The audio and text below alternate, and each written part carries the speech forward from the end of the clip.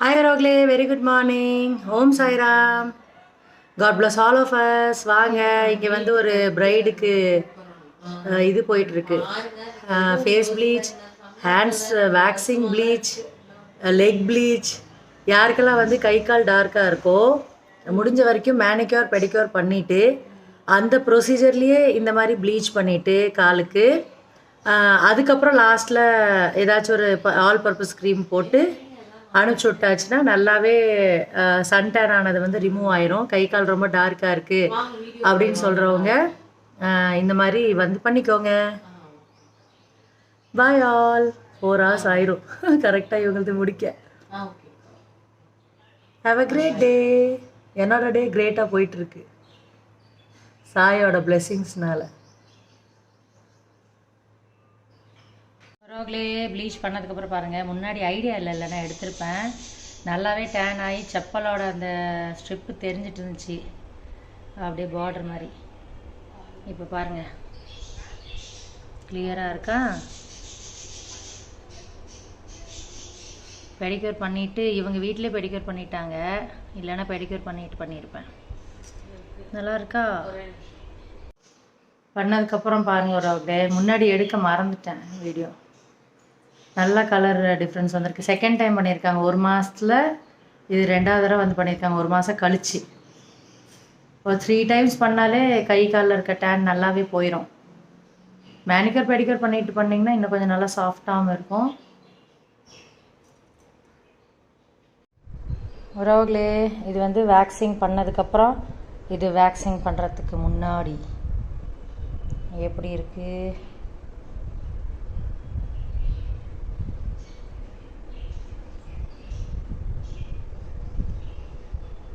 இன்னும் பாருங்கள், அப்புறம் பண்ணதுக்கப்புறம் காமிக்கிறோம்.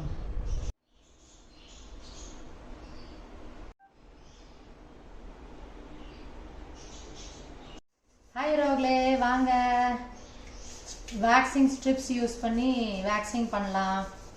வேக்ஸ் பண்ணிவிட்டு அதுக்கப்புறம் டீடான் பண்ணுற மாதிரி ப்ளீச் பண்ணணும். கொஞ்சம் டேன் ஆகிருக்கு கை. இந்த மாதிரி ஸ்ட்ரிப்ஸு வாங்கி பண்ணும்போது கொஞ்சம் சூடு பண்ணிக்கோங்க. வேக்ஸ் இப்படி ஃபார்மில் வச்சு தேய்ச்சி. ஹாய் ரோக்லே, வாங்க வேக்சிங் பண்ணலாம். ஸ்ட்ரிப் வேக்சிங் பண்ணலாம்.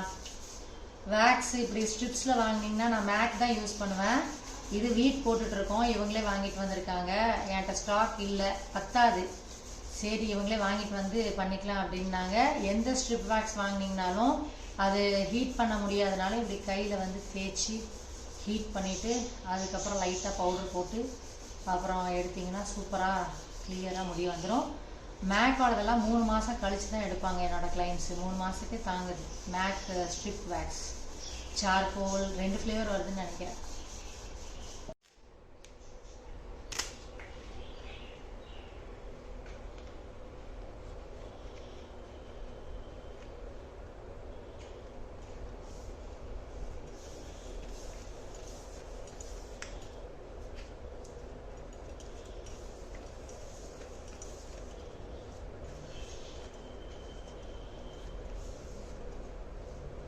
எப்பவும் ஸ்கின் வந்து கீழே இருக்க ஸ்கின்னை நல்லா டைட்டாக பிடிச்சிக்கணும் வராங்களே.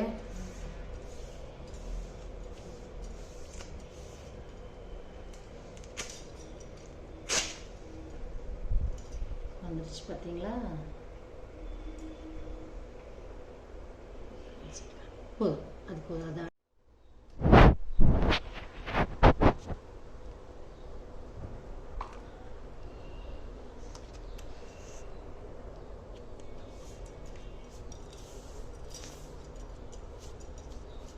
இதை கொஞ்சம் க்ளோஸ்அப்பில் எடுத்துருங்க.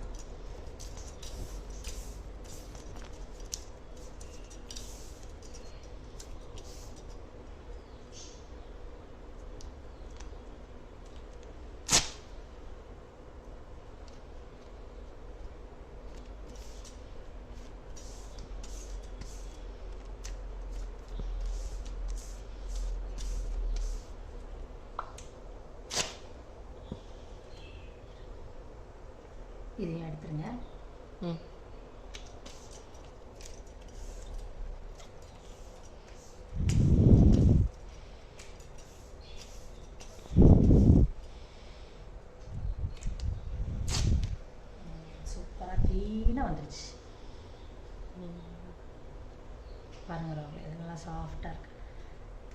ஃபைனலாக ஆஸ்ட்ரிஜென்ட்டு இல்லைனா ஆலிவேரா ஜெல்லு. இவங்களுக்கு ரேஷஸ் மாதிரி வரல, ஒரு மாதிரி கூஸ் பம்ப்ஸில் வர பாயில்ஸ், ஹீட் பாயில்ஸ் மாதிரி வரும் ஜென்ரலாக. இவங்களுக்கு வரல, அதனால் ஆலிவேரா ஜெல் மட்டும் அப்ளை பண்ணிக்கலாம், இல்லைனா ஆஸ்ட்ரிஜென்ட் அப்ளை பண்ணுவோம் ஃபைனலாக. ரோக்லே வேக்சிங் முடிஞ்சு இது ஃபைனலாக ஒரு மாதிரி பிசு பிசுன்னு இருக்கும். அதை ரிமூவ் பண்ணுறதுக்கு எல்லா ஸ்ட்ரிப்ஸ் வேக்சிங்லேயும் இந்த மாதிரி ஒரு ஷீட் கொடுத்துருப்பாங்க, ஒரு மாதிரி ஆயிலாக இருக்கும். இதை வச்சு அப்படியே அந்த பிசு பிசு தன்மையை வந்து க்ளீனாக எடுத்துடலாம்.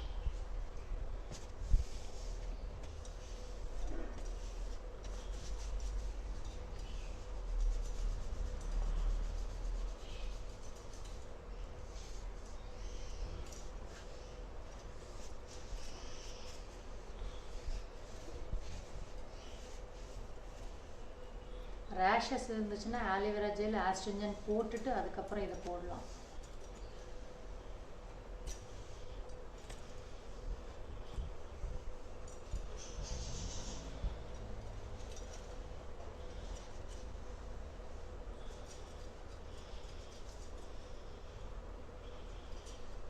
ஹாரிசான்டலாக எடுத்துங்க.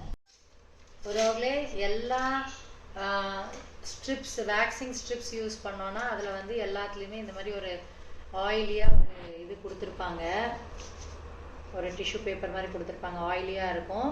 அந்த வேக்ஸ் வந்து கொஞ்சம் பிசு பிசுப்பாக இருக்கும்ல, அந்த பிசு பிசுப்பு தன்மையை க்ளீனாக எடுக்கிறதுக்கு நீங்கள் தண்ணி ஊற்றினீங்கனாலும் அது அவ்வளோ சீக்கிரம் போகாது, அதில் இருக்க வேக்ஸு, ஸ்ட்ரிப்ஸில் இருக்கிற வேக்ஸு. அதனால் இதை வச்சு அப்படியே வைப் பண்ணி எடுத்துட்டிங்கன்னா அந்த பிசு பிசுப்பு தன்மை வந்து போயிடும். எல்லா ஸ்ட்ரிப் வேக்ஸ்லேயும் வரும், மேக் வாங்கினீங்கனாலும் வரும், கேம்லின் வாங்கினீங்கனாலும் வரும். இப்படி வச்சு தொடச்சிடணும்.